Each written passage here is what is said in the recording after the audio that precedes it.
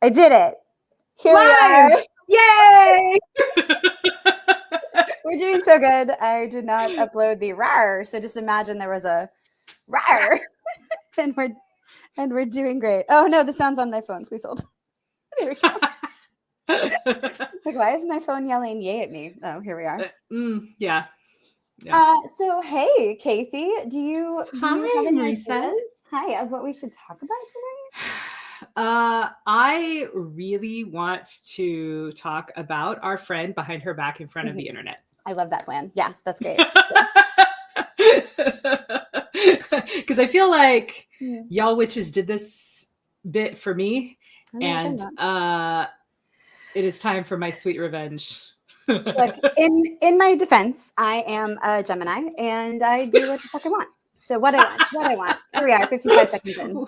Wait a second. I'm an Aries, and I do whatever I want. Oh, it's crazy. Crazy how we just do these things. I just do whatever I want in front of everyone else. Yeah, I mean, me too. The only way I talk behind people's backs is live on the internet for them to see. Otherwise, what's the fun? Yeah, especially if that person is in the chat, which they might be right now. They might be. Yeah, that chick. So, okay, as you might have guessed from context clues, like all of our advertisements for this channel, the description of the show, the context clues like us telling you, and the fact that I was holding this book when we started.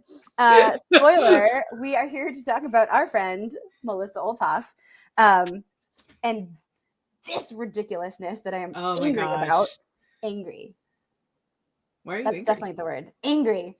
It made me cry like 45 times. Yeah. At least three hard times. So we don't do emotion math here. No, we don't do this thing here. We don't do this thing. So I believe I kicked off the conversation about this other friend of mine by saying that she's so annoying. Yeah. You were mean. I was mean. So I'm gonna do the same because Marisa, I apparently only surround myself with annoying people. Marisa too is maybe you're the problem. I am usually the problem. So let's talk about why Marisa is annoying. Point the first. This bitch's work ethic is 2 minutes in. All right. I mean, I already dropped one of these, so here we are. Hopefully it was casual enough that YouTube doesn't yell at us, but what do we know? Anyway, her work ethic is stupid. So quite strong. Yeah. Quite strong. And also I would say insulting. So homegirls, obviously, to be clear, internet streets, this is all with love. Also annoying because homegirl has a full-time job. Yes. She has multiple children. Yes. She has a kick-ass husband who has to travel for work sometimes. Yes. And she has turned out in the last couple of years an absurd amount of novels that are also good. Like, I would say great. And that is bullshit. She's absurdly talented too. Yes. Like, it's not just respond. Yeah. Absurdly talented. So hi, Jeremy. Thanks for joining. Hi, Jeremy. Yeah. Hey, yeah. If you guys are in the chat, say hi so that we can say hi to you back. Yes. We probably won't talk about you also. We're ignoring you because this does not concern you. Doesn't concern you, Melissa. Jesus. Except that it's all about you, but never mind that. Whatever. Details. No. Okay. Yes. So absurdly talented Marisa Olthoff. Yes. Writes things and I read them and I am like, mother trucker, I wish I had written that. And that doesn't happen very often because if you know me, I'm kind of an arrogant bitch and I like my writing. I mean, rightly so. Yeah. but I read Melissa's work, and if there's a couple of other people who on that list who may or may not actually be on this video, but but we're talking about Marisa, and so Rise from Ruin is a perfect example of the kind of work that I read it, and I'm like, God damn, why didn't I write this story? You know what I mean? Hold on, may not cover the title. So no. Keep going. Keep going. So, okay, so I've told this story on the internet before, so some of you may have heard this, but I literally became a pilot because I wanted to be a dragon rider from Dragon Riders of Pern, right? A science fiction story that is very fantasy coded, to be fair, but it is science fiction according to the author. Yes. Made me want a dragon so badly that I put myself through 4 years of the Air Force Academy, a year plus of pilot training, so that I could be a dragon rider, right? This book is going to do that for somebody. Some little girl, some little boy, many, I would say. Yeah. Some kid somewhere is going to read this and be like, well, shit, now I got to learn to fly. Right. You know? This is what I have to do with my life. Yeah. It's that good. It's incredible. Heather Hollow had probably one of my favorite comments about it when she was talking about it she put this on her TikTok and I think her Instagram, but she was like, y'all, the flight scenes activated my fear of heights. And I get it because I read those flight scenes as an aviator who, like, I have been trained. It was a while ago, but I learned how to do an Immelman turn. Oh yeah, and Marisa gets it right. Like,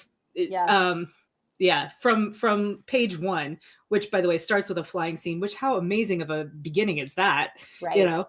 Right. So, yeah, this is going to be that book for someone that's going to make them, inspire them to fly. It's just I'm calling it. Yeah. Oh yeah. Done. I mean, done. So when I read this book first, just in case Jason Cordova is watching. Hi, Travis. We have already been cursing Travis. So there will in fact be shenanigans, and you're here. So how could there not be shenanigans? Right. I don't care how cute you are. The obvious at this point. Yes, I was going to say, I don't care how cute Melissa is in the chat. I'm not putting her comments on here because she does not get a say in how we talk about her. This does not concern you. Not concern you. I'm sorry. I should have had that dragon in reach so I could put it on my head. Periodically, here are the random dragons in Marisa's office in reach. So, yeah. Charlie's here too. Hey, Charlie. Oh, definitely shenanigans are about to ensue. Yeah. So, yes, when I read this book first, Jason Cordova, and it did not yet have the word ruin in the title. And I believe one of the first things I said back to Melissa after I was done crying at her, cursing at her in all caps and yelling about how good it was in all caps. I also said, this is going to ruin a generation of readers. And I mean that in several ways. I mean that in one, you're going to get a book hangover from this. You're going to want more, and you're going to, I hear a rumor that maybe you'll get some more, and maybe, but you're going to want more. You're going to want to soak in the world. I don't know that you're going to want to live in the world, because I don't know if the world is super friendly to living, but make your own judgment. But you will want a dragon and or a griffin and or both, because why choose? And then in the way that Kacey said, where it's well, I can't settle for anything else. This is the kind of life that I want. I want this life with these bands of brother and sisterhood. I want this life with a bonded griffin or dragon who will love me to my soul. I want this life where it honor matters and choices matter and all those things. Ruined, my friends. I'm ruined, and I'm not even young. I'm old now. Ruined. Well, so you spoke about having a book hangover afterwards, fully confirmed, because I had one after reading the draft of it, and I was like, all right, bitch, where's book 2? Which I hate. I know. Absolutely fucking hate when people say to me, because it's I am not a goddamn vending machine for your pleasure here. You will get book 2 when I am finished with it. I guarantee it takes me longer to write it than it takes you to read it. So I do my best. That's right. Yeah. So I am being patient. But yes, I would very much like to have a completed book 2. Yes. And again, rumor has it that may be in the future, but we'll leave that in the realm of rumor for now. Yes. I will say, so for all that I'm going to curse out how annoying she is, Melissa does not end this book on a cliffhanger. So correct. Yeah, it is a complete story. Yes. The story is complete in and of itself. It tells a full story. There are character arcs, all the things. There's closure. There is clearly room, like multiple reviews have said this, so it's not just my bias here. There's clearly room for more stories, and you're gonna want them. But she's not gonna leave you on these like tenterhooks of like, oh my God, but who's behind the door? Who shot JR? Like, it won't be that. Who shot JR? I mean, deep you're cut, dating guys. us. I already said I was old. It's too late. It's too late for me. You can be young without me. I think I would. That might be before your time, girl, because I was little. I was little, but I still. That was the thing, though, right? It like soaked into the public consciousness. Yeah. Because it was a crazy, crazy cliffhanger that did not have a satisfying ending. Not a crazy, crazy cliffhanger is a satisfying ending, and still you'll be excited for more. So please don't be saying like, oh, well, I should wait till the second book comes out so I can just roll right into the next. No. Join us in literary edging, in which you have a grand finale, but you will want a round 2. That's right. That's right. Yeah. Much like the best form of edging. Right. And agreed. Right. Here we are, Travis. Yes. Yeah. As you can see, although I'm getting this handled tomorrow, which will be exciting. It looks pretty, actually. I like it. Thanks. Yes. So yes, don't wait for book 2. Join us. Because I'll tell you guys a secret. I don't know if you know this, but the chances of us actually being able to produce a book 2, not like actually write it, but like get it published and out into the world for you to read in your hot little hands, are exponentially higher if you actually buy book 1. It's true. Because turns out publishers really like a sure thing, right? So buy book 1, far more likely to get book 2 and or 3, 4, 5, 17, whatever. however many it may be. Yes. Pro tip: if you want those subsequent books, buy book 1, please and thank you, and review it and tell your friends. Yes. So yes, I've already declared to the internet that I cried several times, and not like just like a little like, oh my eyes are a little watery, like ugly cry, like husband had to check on me, ugly cry. Thank you so much, Melissa. But also to Travis's point, there were several goose honks. Yeah. This book's funny as shit, man. So here's the thing about it. Okay. It's a military fantasy, right? So what does that mean? Well, it's a fantasy setting, with fantasy elements. It is kind of sci-fi coded. Like there's a lot of sci-fi elements, but it thematically, I would say, is a fantasy, right? But the structure of the story revolves around military personnel, military training, and then military operations. And all of that is deeply interwoven with the plot. And it's done so in a really skillful, excellent way. Some of that's not a surprise, right? Melissa Olthoff is a Air Force veteran. She deployed multiple times to the desert. She's got combat experience. She's she knows what she's talking about. And one of the things that she does so well in this book is she really focuses on like thematically, but also just in the details of it. I don't know if that distinction makes sense, but she so totally organized. Nope. What military are you talking about, Travis? Even the civilian knows that's a joke. Anyway, next but she gets the parts that she gets so much of it right? But especially the interactions between the characters, and their motivations for doing the things that they do. In fact, some of them say it, right? They say like, I'm not doing this for my country. I'm not doing this for people back home that kind of hate us because they don't understand us because we're something different, which is real, right? Like that's real. Coming home from deployment, there's an alienness that it's part of the process of reintegrating back into your normal life, is to sort of work through that and shed that and kind of re-become, the normal you as opposed to the deployed you. But Melissa portrays all of that perfectly well. And it's like she says, she has her character say, like, I'm doing this. We do this for the people beside us, right? Like I'm taking these risks. I'm doing these dangerous things because my buddy depends on me, because I can't let them down, because I can't let my partner down, you know, my griffin or my dragon, who are just as much combatants in this story as the people, which is such a great twist and such a fun is not the right word, but it's important. It's an important part of the story. Yeah, it's important. And it's beautiful. It's beautifully done. It's very poignant. And sometimes it's really fucking funny, because ugly truth, sometimes war is funny, man. The ridiculousness of it. Yeah. Like, shit is wild. Well, if you don't laugh, then what? Like, right. Go insane. Yeah. Is that your option? Cry, go insane, or laugh? What are you going to choose? Yeah. So sometimes everything, but you know. Right. All of the above applies. Why choose? Which is why it's appropriate that you're going to have all of these emotional responses when you read Melissa. Yes. Pretty spot on. Yeah. But you know, it's funny in the way Catch-22 is funny. It's like you said, it's funny.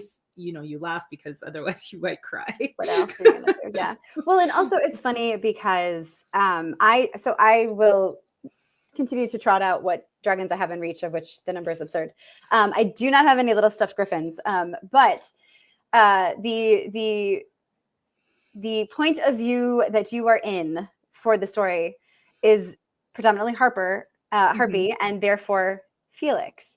And Felix is fucking funny. Oh, he's so good. And he's not just funny because war is hard. He's not just funny because, you know, do that or laugh. He's funny. Like, he's funny as a baby. Yes. Which is something cool that Melissa also does, right? Like, we get to see him as like in his baby talk phase, you know, and growing up. Yeah. And we've got him in his like angry teenager phase, which is funny because Harper has that realization, like, oh, this is angry teenager phase. We are. Which, as the mom of a now adult child, but going through the teenage years for the second time, like, I felt that in my soul. I was just like, girl. Yeah. I had 0 babies, but I taught middle school, so it checks out.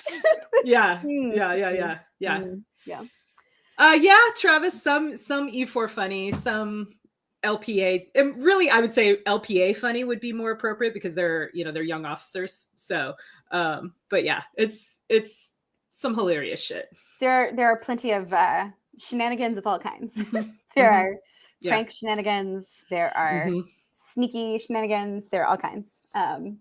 There's one particular character who is one of my favorite side characters, actually Tuckerized, named after a friend of ours.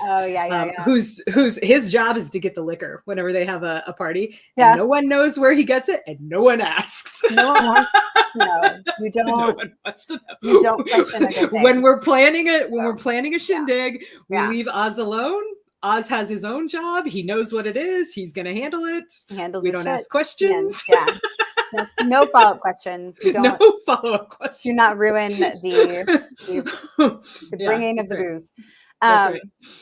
Okay, so our complaints about Melissa thus far number the work ethic, the talent, and when those two things go together, just watch out. She's also like fun. Like, you can't write fun and funny stories and real humor if you yourself are not fun and funny. And she's actually great, which is obnoxious. I'm just gonna keep making this face when I talk about her because I love her so much, you guys. So I have to make that face, or else I'm just gonna be like, and another thing. So I've just gotta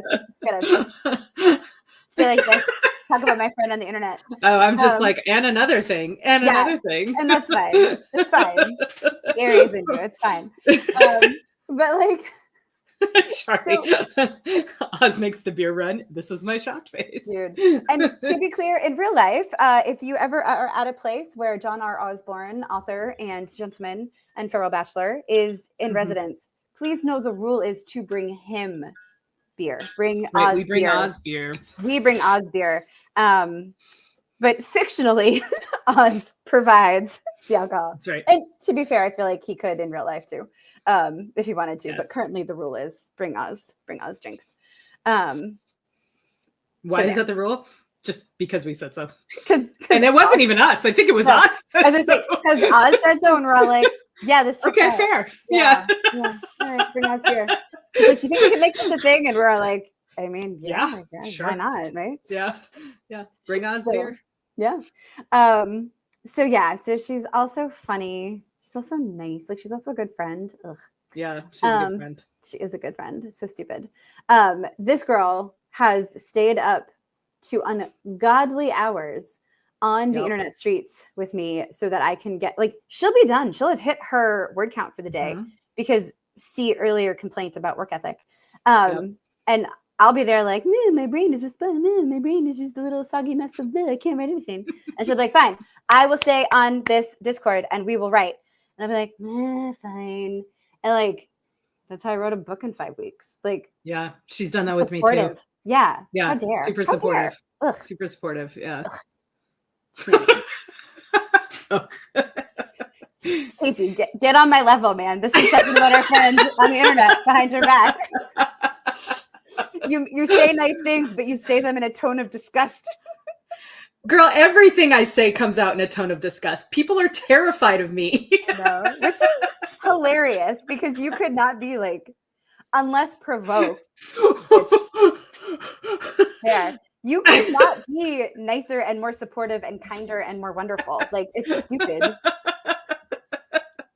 And there's me, but that's a different story. We don't have to talk about that. Oh, my favorite thing. We are digressing because this isn't really about Melissa, but Melissa gets this because she and I have laughed about this before. My favorite thing about the dynamic between the three of us is that people think you're the nice one. I know. I really love it. And again, the people, to be fair, the people who think that have never provoked a different response. So if you think I'm the nice one, congratulations. You are a decent human, and I don't want to tear your soul out through your eyeballs. You're welcome. I did not think you were going to say eyeballs. Yeah, I'm on the internet. These things will be... You can say fuck all I want, but other things are apparently aligned too far. Yeah, people think that I love it because people think Melissa is like sweet and innocent, bubbly. Yep, and she's bubbly. And she's sweet. Bubbly. She is sweet. Girl's not innocent. No. she married a fighter pilot. Yeah. Like, yeah. She reads dark romance, you guys. Yeah. Like, okay, Kacey and I have talked about this recently. Like, we can't actually pinpoint the time at which we went from being like friendly on the internet to friends to like ride or die best friends. Not entirely sure. But I know the moment that I was like, this one's ours for Melissa. And it was I'll take like, you. This one comes to us. Yes, thank you. I will. We were at LibertyCon, which is coming up in 2 weeks. I know. I'm so excited. I hope that we will see you. Many of you there. Go ahead and sound off in the chat or in the comments later if we're going to see you. Although I think I know most of the people in this chat are. Oh, wait. Charlie, you are a beautiful, wonderful human, and I doubt you will ever need to see shitty Marisa. No, not shitty. It's amazing. Thanks. It is angry. It is angry Boston corporate destroy your life amazingness. That is what angry Marisa does. Thanks. And Charlie is fantabulous, so does not have to worry about it. Right. Yeah. We love Charlie. LibertyCon. Right, Melissa. So LibertyCon. I did not go to this panel. There was a Salvage Universe panel, Great Universe, run by Kevin Steverson. Melissa, because again, see ridiculous work ethic, also completed her trilogy with a 4th book this last Friday in the Salvage Universe. Yes. Daughter of Shippo. It's freaking amazing. So good. I actually think Daughter of Shippo is where I very first had Goose Honk. That was, or was it the book before? It might have been the book. It was before. the one before. Okay.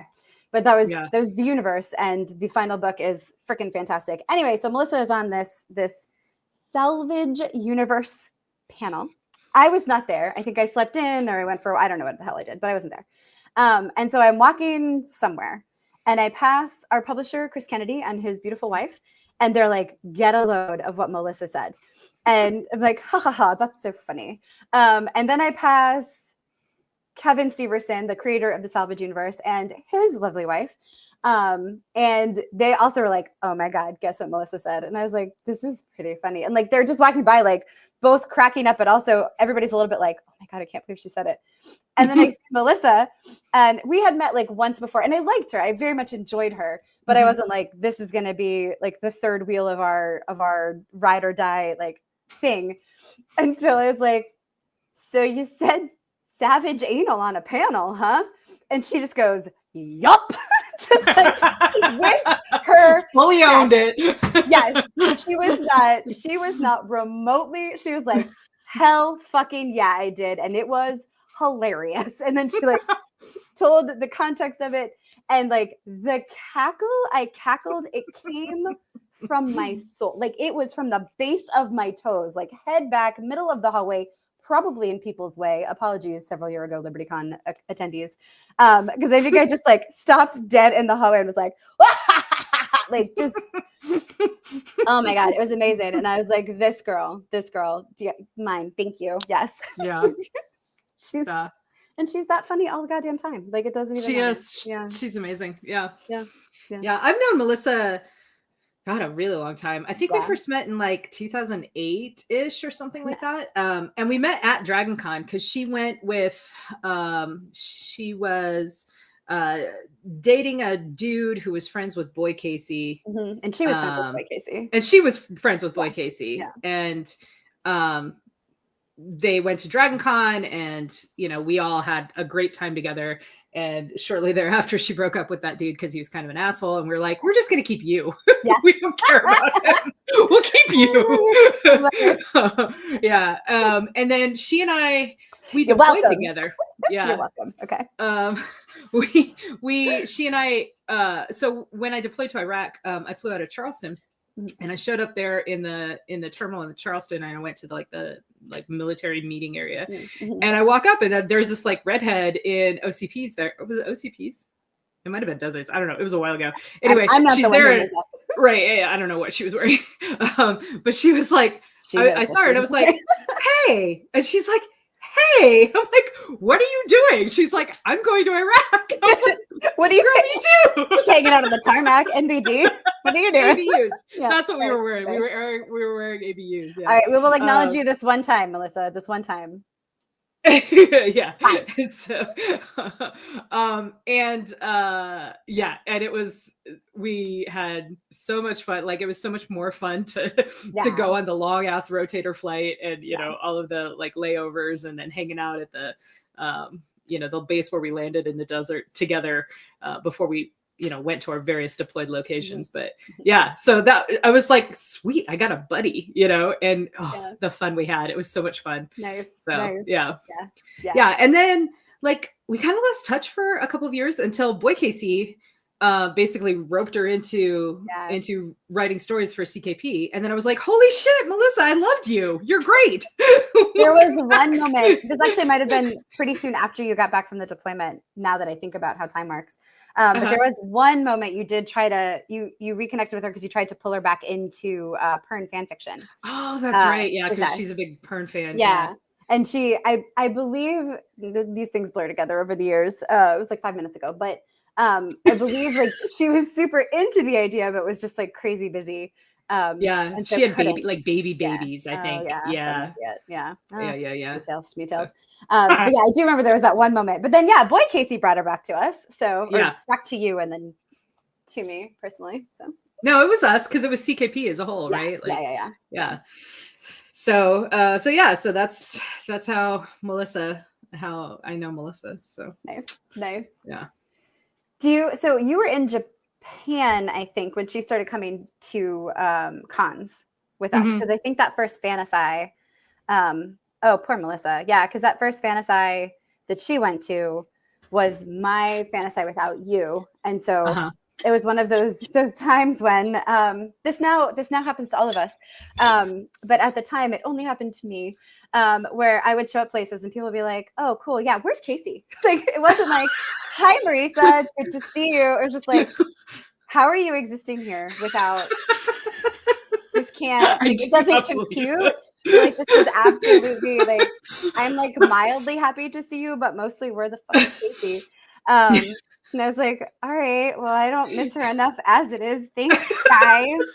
And so then, like, in walks Melissa being like fun and awesome. And I was like, well, bitch, you stuck. Like, what are we going to do? We're friends now. And then that works, right? Yeah, like if you just tell someone, hey, we're going to be friends. Yeah. Like they can say no. Consent is a thing. Consent does matter. Yeah. But most of the time people want friends. So they usually don't say no.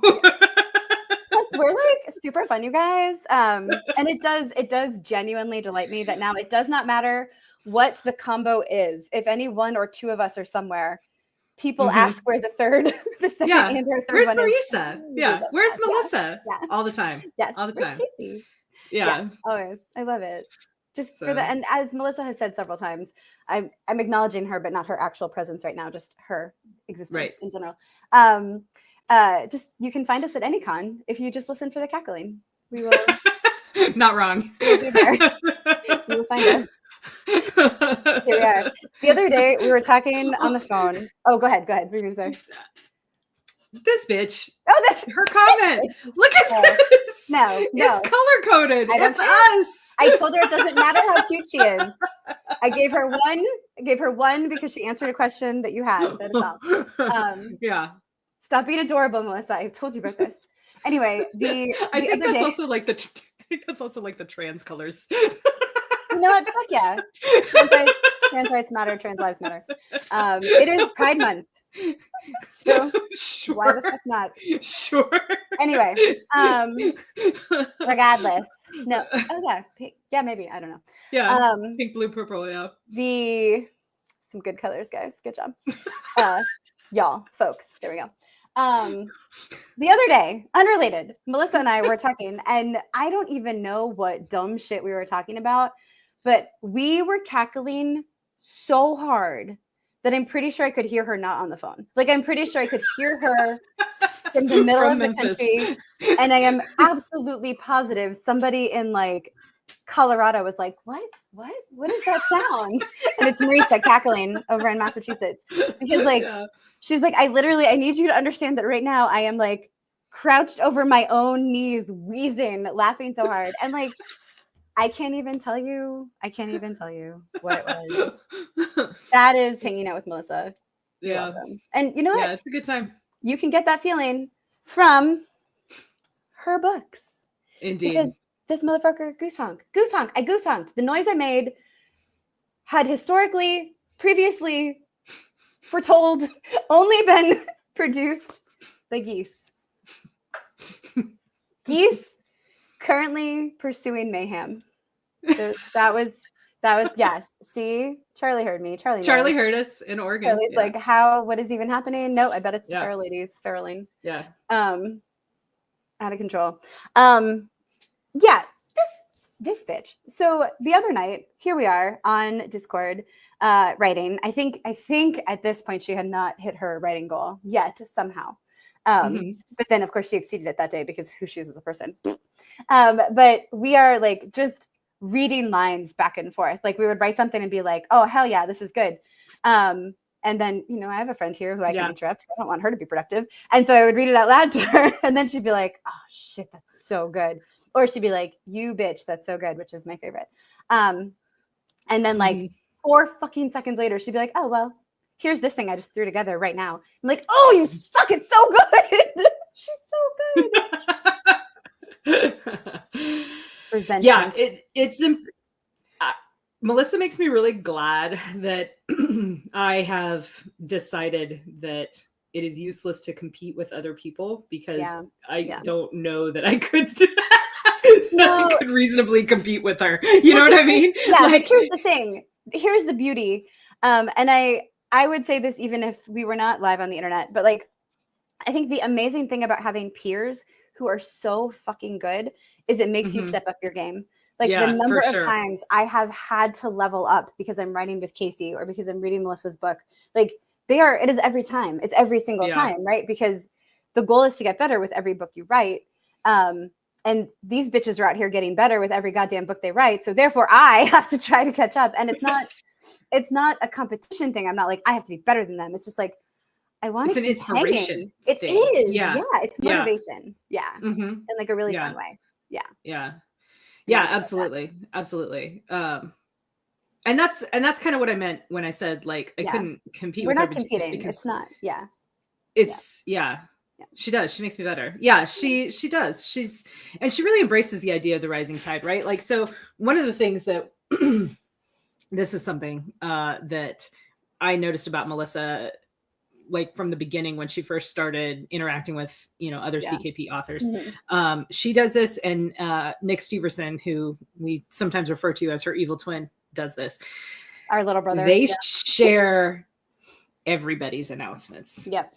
Everybody. Right. And we try within CKP to do a lot of that, to do a lot of cross posting and sharing of people's new books and stuff. But, people get busy. You're not spending time on, social media or whatever. That's fine. Like it's kind of, it's a nicety. But Melissa and Nick, it particularly are known for sharing everybody's. Yeah. You got something new coming out, they're going to be talking about it on the internet. Yeah. And and that stuff really helps, right? Especially when you're brand new. So it really is a huge manifestation of that rising tide that Travis is talking about. Yeah. And that's also something I will say, Charlie,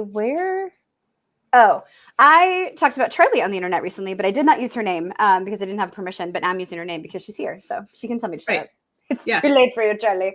But I was mentioning, like we were talking about like building community and finding your community. It was a panel for Balticon, I think. And I was like, there was this author. She was new to being an author, and she fucking showed up, and like in this supportive, authentic, real way, where like she was genuinely a fan of CKP of the 42, and then she was genuinely just like an enthusiastic supporter of authors. Like she would share stuff, she would show up to podcasts, and she would contribute in the chat. And at no point did it ever feel like I'm contributing in the chat, so you will like me, and then I will get a writing career. It was not even a little bit like that. It was very much like, I am freaking awesome, and you are freaking awesome, and like here we are. And so everyone was already a big fan of Charlie. And so then through a series of events in which mostly she is awesome and also has an absurd work ethic, jerk. She all right, Melissa, you can have one more. Because Charlie is awesome. So Charlie got a story published in one of the 42 anthologies. It was incredibly good. Everybody's supported the hell out of her. So like, excellent. Yes, good. Just keep it going. Pile it on. Yeah.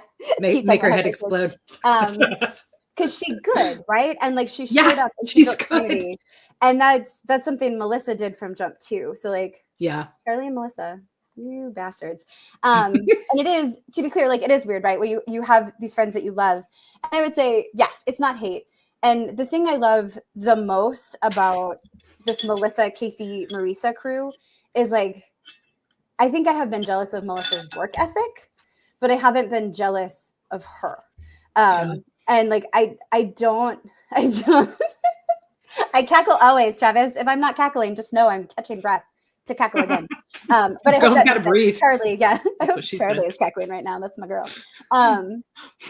Anyway, it is this like, am I frustrated at how awesome they are? Like a tiny bit, but I couldn't do this on the internet jokingly. Like if I actually really resented how great they are, like they work their asses off.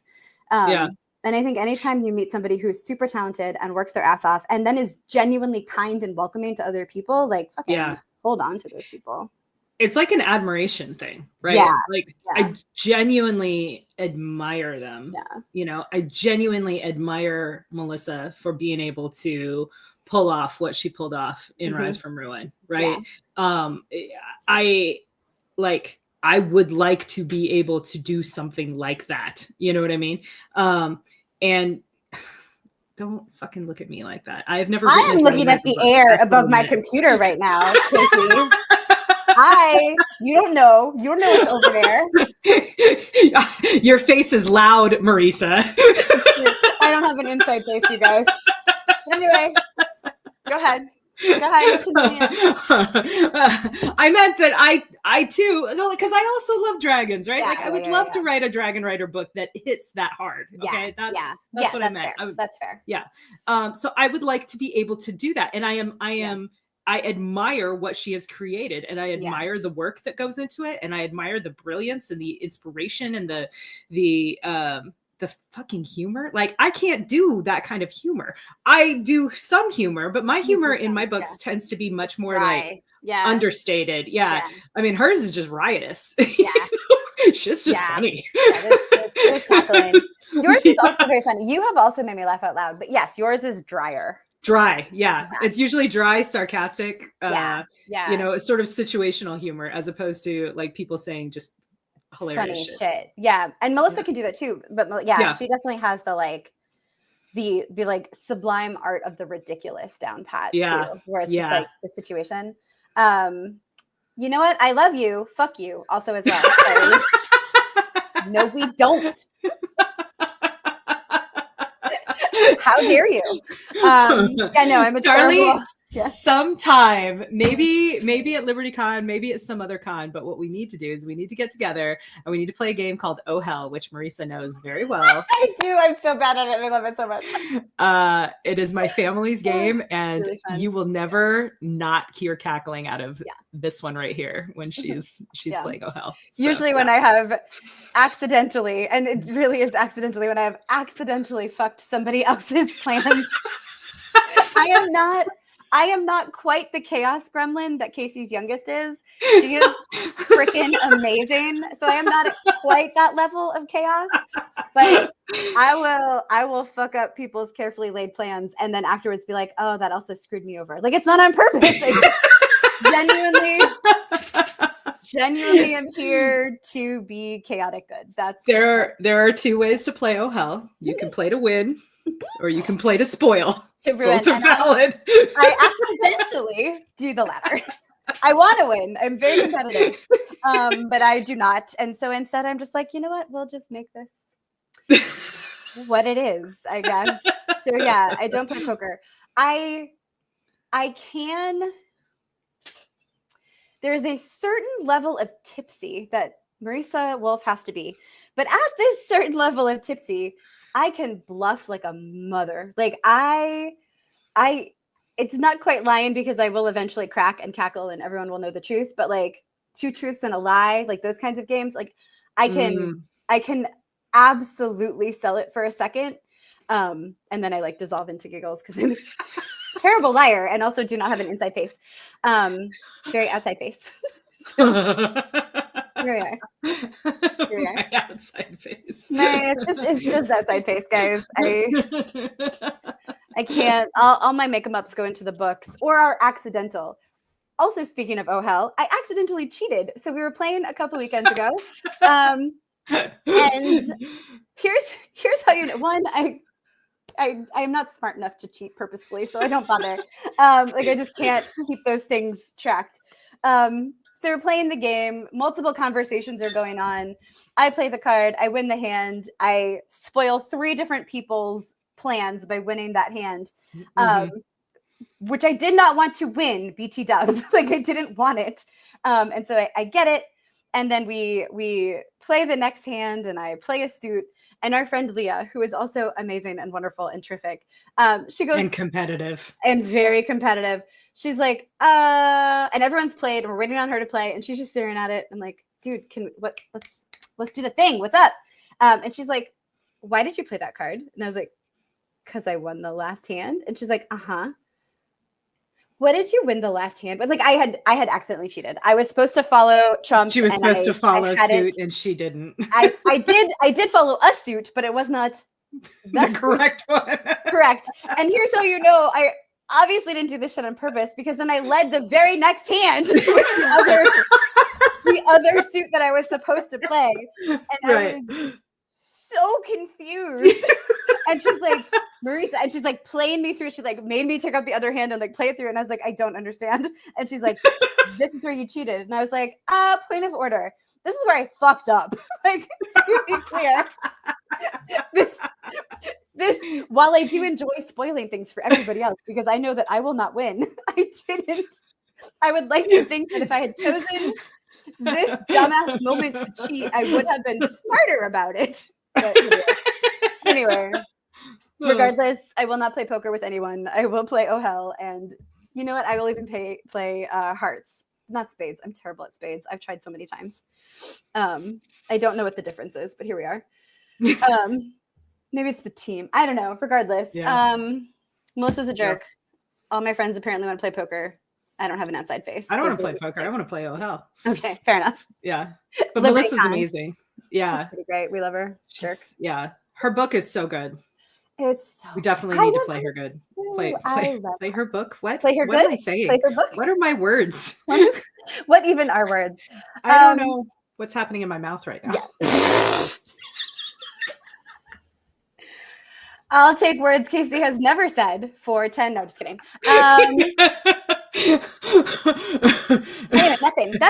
Nothing. So this is your periodic reminder, internet. I really like my husband. Yeah. Is it even a feral lady show? If nobody knows. Also, he real smart and also probably a little distracted, to be fair. I am guessing he got annoyed listening to the show downstairs and hearing me cackle in the the echo from upstairs, and is just like has the show on mute to the side, which means I can say whatever I want. Mostly the answer is I love my husband also as well, but he deserves a break from the cackling and he won't get one. So we were saying things. Hey, I want to play a game though. What's that? All right. If you were a dragon rider or a griffin rider in Melissa's world, Marisa, in Melissa's world, yes. What type of dragon or griffin would you ride and why? Black dragon all day. Give me the tank. Give me the protector. Give me the I am here to fuck shit up with the full scale of my body and determination. I care so much about these black dragons that at the end of one of the draft reads, I was like, my only complaint is this. My one complaint had to do with the black dragon. Yeah. Had to do with the black dragon. And it was because the entirety of the book, and I did not realize I was doing this until the end of the draft. The entirety of the book, I was like, but what happened to the black? But where's the? But what? And fully distracted by amazing things that were happening, but that voice in the back of my head of but where is he? So yeah, I would go black dragon all day. Melissa, when I said that at some point, Melissa's like, oh yeah, no, I never had to ask you. I already knew. I was like, oh, thanks. Yeah. How about you, Kacey? So she has said that the green dragons were modeled after helicopters because they are the search and rescue birds. That's their purpose. So I kind of thought about a green dragon. Yeah. But then she said that when she did her little Instagram reel, amazing reels that she's turning out like a rock star. Jesus. About the about the different dragon and griffin phenotypes. She said, with the red dragon, what doesn't kill me better run. Right. Yeah, that couldn't be more Kacey. So I resonated with that comment. just a little. Yeah. Yeah.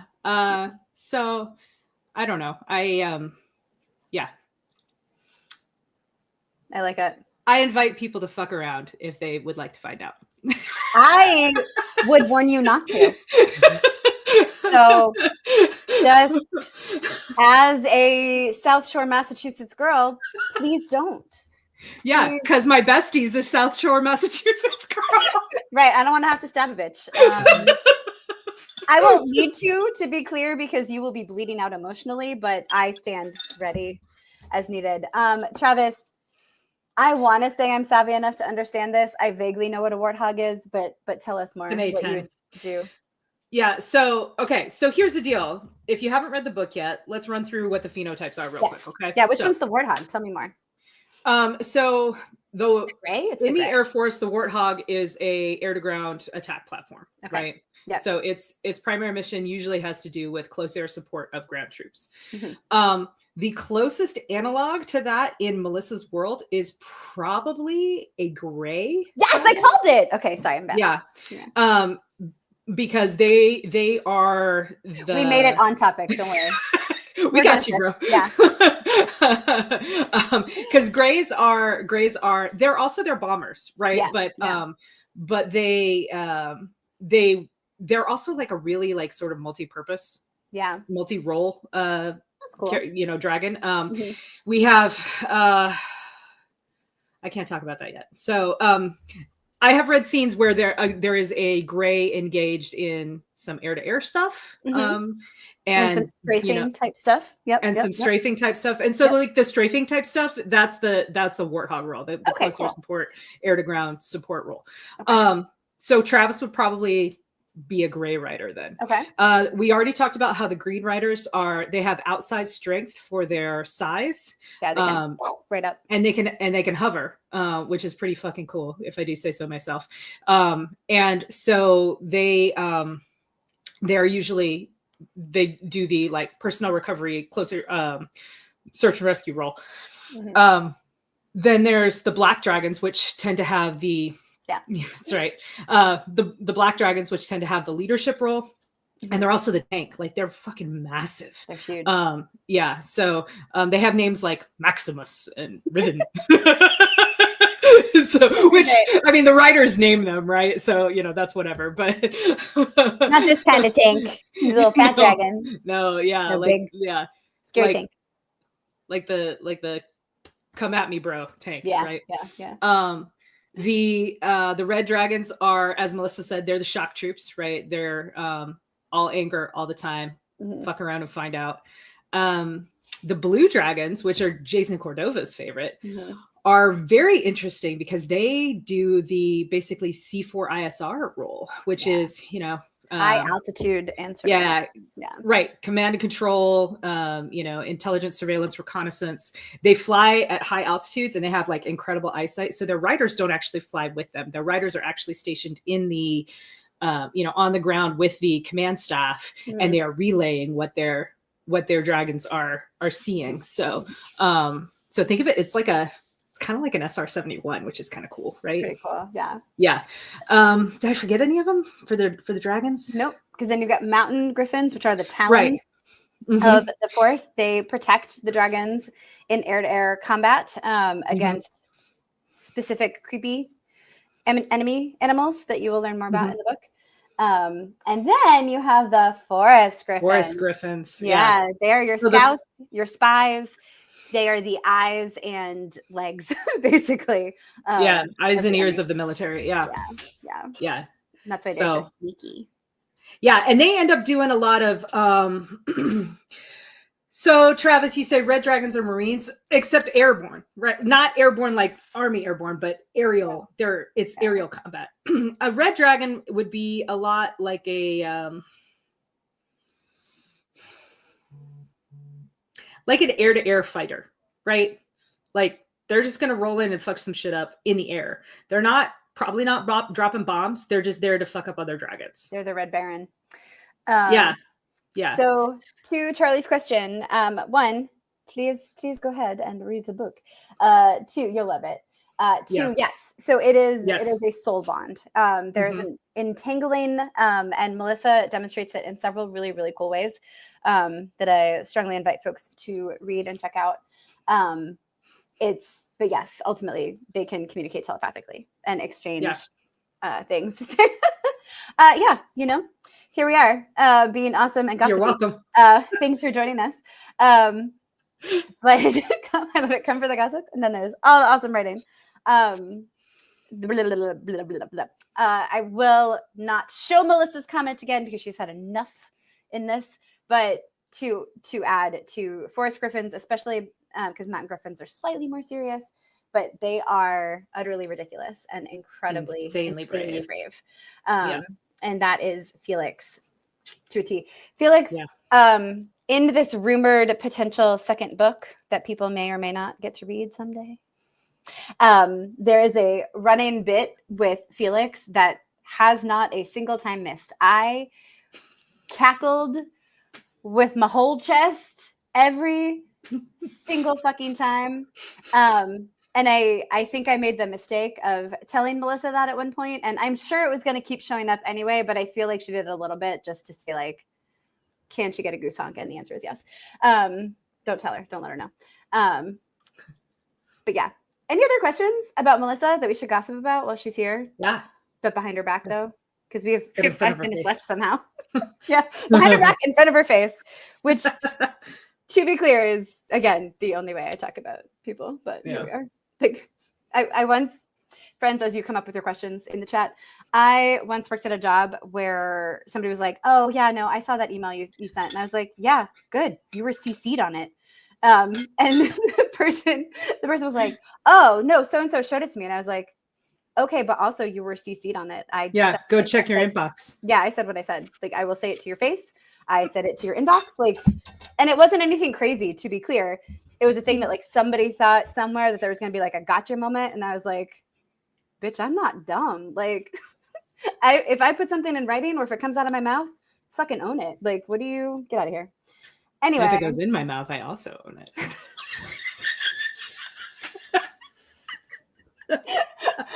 Once more, with feeling. That's what he said.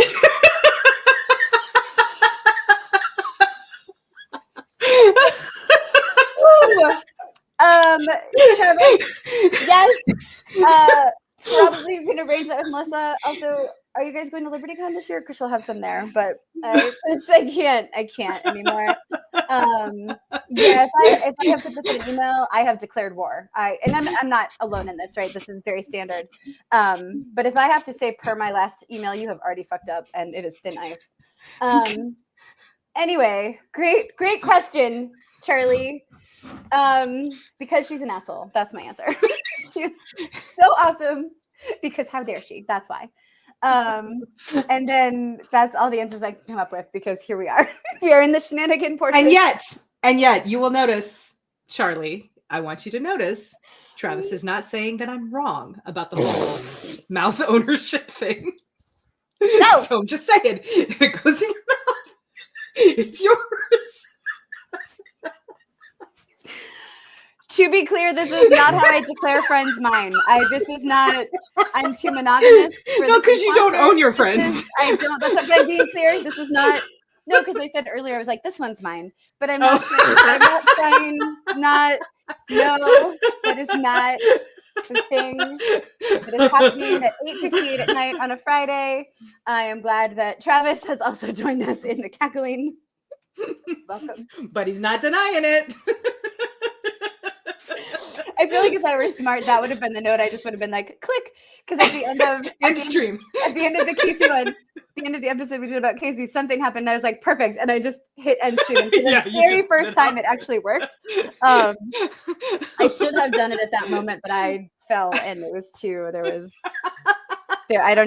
I'm looking around for something on my desk to save me and there's nothing. So I'll just show you this book again. So friends, Romans, countrymen, point of order, Charlie. Any day is Thursday. Any day can be Thursday. Keep it in your heart. You have to have Thursday in your heart. That's right. Heart, like Christmas. So if you have not yet had a chance to read Rise from Ruin, I cannot recommend it more strongly. Go help yourself. If you're out there with a fourth wing hangover, this is going to fix it. If you're out there thinking, I wish there were more dragons in my life, this is going to fix it. Travis. If you're out there... if that's what she said, you're both doing it a little bit wrong. Fix it. Just saying, angles matter. If you were out here thinking, I have not read a great book about griffins in these many years, this will fix it. If you haven't cried in a little while, this will fix it. And if you need to laugh out loud because sometimes the world feels too heavy, this will fix it. There you go. Yeah. Yeah. If you want to fall in love with like an ensemble cast of characters, I mean, Harpy is the main character. It's mostly from her point of view. But if you want to fall in love with like an ensemble cast of like real people, right? Complex, differing motivations, you know, conflicting desires, like, you're gonna love this book. Everybody feels real. Like, right. You all need it. You do. Yeah. Also, y'all relax the throat. I'm just saying. Relax. Breathe. And on that note, friends, we have a question for you. And that question is, are you feral for fantasy? And do you want to be? Bye.